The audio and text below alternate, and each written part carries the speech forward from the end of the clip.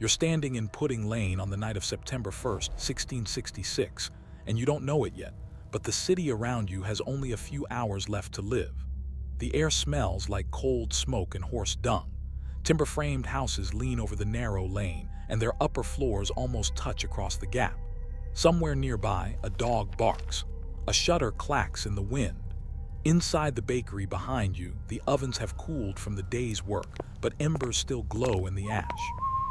Thomas Farriner and his family sleep upstairs. The apprentices are curled up on straw pallets. No one hears the spark catch. No one sees the flame climb. By dawn, this lane will be an inferno. By the end of the week, medieval London will be gone. This is the story of 3 days that erased a city. London in 1666 is a city of 350,000 souls packed into a medieval maze of timber and thatch. The streets are narrow, unpaved, and filthy. Open sewers run through the gutters. Most buildings are wood, wattle, and daub with overhanging upper floors that block the sun. The skyline is dominated by old St. Paul's Cathedral, with scaffolding wrapped in timber for repairs that never seem to finish. The city is still recovering from the Great Plague of 1665, which killed perhaps 100,000 people. Businesses are rebuilding. Confidence is fragile. England is also at war with the Dutch, straining the treasury and the navy. And there's a fire risk everyone knows about. Keep moving, Alara. Don't look back. Timber buildings, open hearths, I'm frightened, Mother. We must reach the gate before it collapses. Day and night. Firefighting tools are primitive. Leather buckets, hand squirts, and prayer. Today we're walking through September 1st to 2nd, 1666, across neighborhoods that will soon be ash. 7 stops, 1 city, 3 days that change everything. Pudding Lane is barely wide enough for a cart. The buildings lean so close you could shake hands with the neighbor across the street without leaving your window. Thomas Farriner's bakery sits halfway down the lane. The ovens are brick, fueled by wood and coal. The day's baking is done, but the ovens stay warm overnight. Shutting them down completely and restarting them wastes fuel. Flour dust coats the floor. Stacks of firewood and coal are stored inside, close to the heat.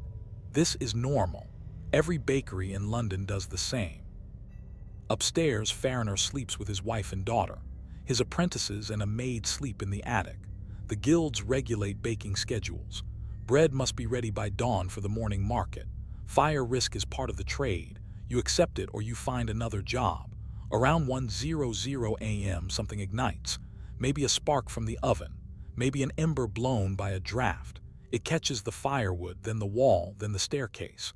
By the time the family wakes, the ground floor is an inferno. Farriner and his family escape across the rooftops, timber roofs, easy to climb if you're desperate. The maid doesn't make it. She's the first to die.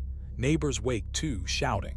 Smoke pours into the lane. Families stumble into the street with blankets. Children clutch bundles of clothes. The fire climbs the timber frames and leaps from house to house through the overhanging upper floors. Someone runs to wake the Lord Mayor, Thomas Bloodworth. He arrives, looks at the blaze, and dismisses it. A woman might piss it out, he says, and goes back to bed.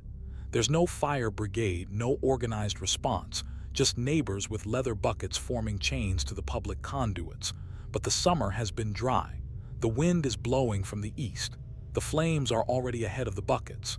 By 2:00 a.m., a dozen houses are burning. By 3:00 a.m., the fire reaches Thames Street. By morning, Thames Street is burning. The riverfront is lined with warehouses. Timber, tar, oil, tallow, brandy, coal, everything combustible the city needs for trade, all packed into wooden sheds. The fire hits the warehouses like kindling meeting a torch. Merchants scramble to save their stock wares. Small boats are overloaded with salvaged goods, sinking under the weight. The wharves are chaos, people shouting, carts blocking the narrow lanes. The east wind drives the flames westward toward the city center. A warehouse filled with tallow and spirits explodes. The blast sends flames leaping across Fish Street Hill. The fire is no longer a neighborhood problem. It's a citywide disaster. But there's still no coordinated response, no firebreaks, no demolitions. The Lord Mayor refuses to order houses torn down without compensation. He's worried about lawsuits. By the time anyone realizes the scale, it's too late to stop. By midday, the smoke is visible from Cheapside, the commercial heart of London. Goldsmiths, drapers, mercers, all operating from timber-fronted shops. The market is still open. Some people are still shopping. Others are watching the smoke rise from the east. You can see it now, a black column reaching into the sky. You can smell it, burning timber, burning wool, burning flesh. Street vendors debate whether to flee. Wealthy residents hire carts at inflated prices, 10 times the normal rate. The poor carry what they can, a blanket, a pot, a child. A goldsmith begins burying his stock in his garden. He wraps silver plate in cloth, digs a pit and covers it with dirt. His neighbors watch and start doing the same. A mother haggles with a carter, offering everything she has for a ride to Moorfields. He refuses. Not enough coin. The fire is still hours away from Cheapside, but the city is already breaking apart. If you're enjoying this and want to support the channel, a like or subscription helps us keep reconstructing lost histories like this one. No pressure, just grateful you're here.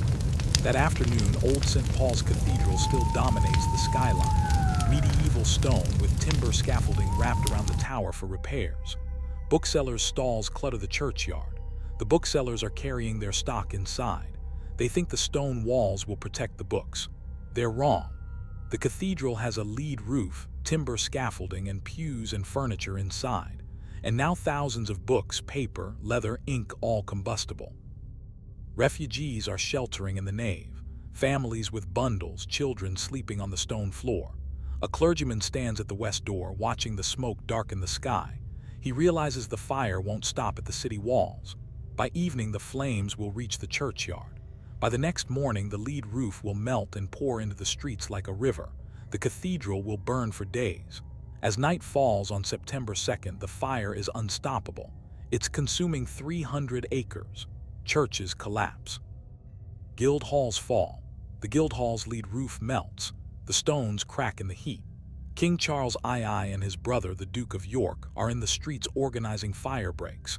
They order houses demolished with gunpowder, but the wind keeps shifting. The fire outpaces every effort. Samuel Pepys, a naval administrator, buries his wine and cheese in his garden. He loads his important papers onto a cart and sends them out of the city. Then he stands on the riverbank and watches London burn. The flames are visible for miles. The sky glows orange. Ash falls like snow. By the night of September 3rd, tens of thousands have fled to Moorfields north of the city walls. Open ground, no shelter, just families huddled around bundles of salvaged possessions. Merchants guard their goods. Strangers share food. Children sleep on the bare earth. There are rumors of arson. People blame the French, the Dutch, anyone foreign. The king sends troops to patrol and keep order. Foreigners are attacked in the streets. A child asks her mother when they can go home. The mother doesn't answer. There's no home left. How do we know this? Samuel Pepys and John Evelyn both kept diaries. They walked through the fire, documented what they saw, buried their possessions, and fled. Parish records track deaths and damages. Fire court records show compensation claims. Wenceslaus Haller's engravings show the city before and after.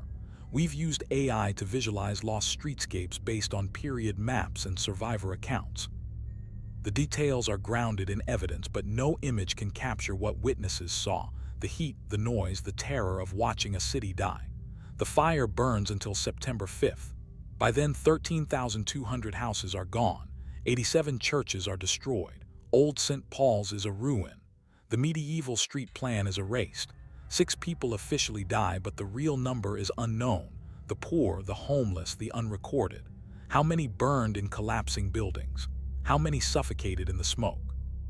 It started with a spark in a bakery on Pudding Lane. One ember, one dry summer wind, and medieval London became ash.